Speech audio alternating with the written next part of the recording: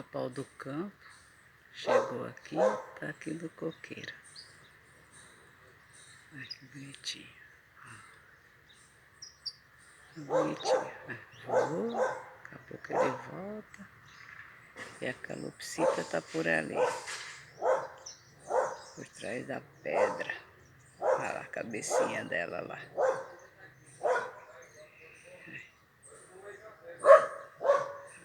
Tem um galinho, ela quer subir. Olha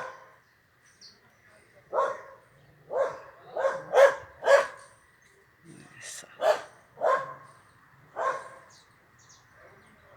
Foi do mamão.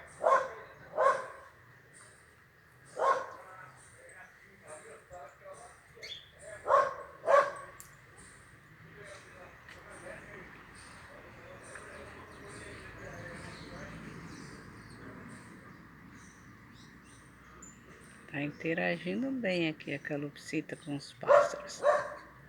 Agora não tem ninguém, mas normalmente eles descem. Ela achou um galinho ali, tá aqui. Sobe no galho. Canário da terra, tá por ali também.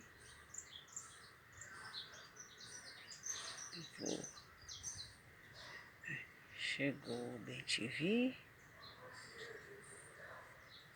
Aqui é o dia inteiro assim.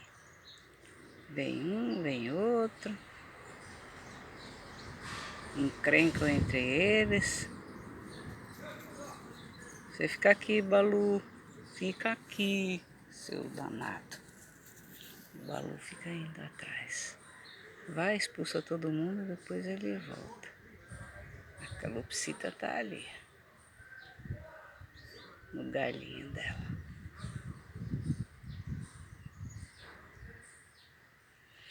Vou mostrar o filhote do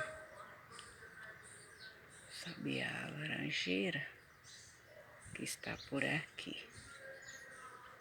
Vou mostrar para vocês. O Balu ali na sombrinha do carro. Esse calor que está fazendo aqui hoje, né? Você fica aí, não vem atrás de mim não, viu?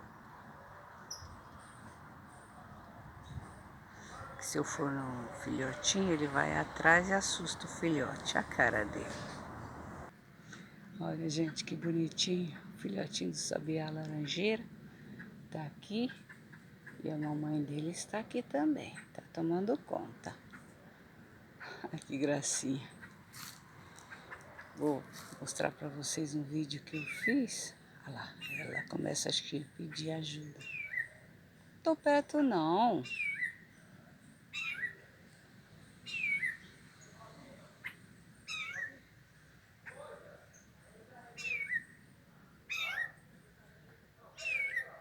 Acho que acabou de sair do ninho para aprender a voar.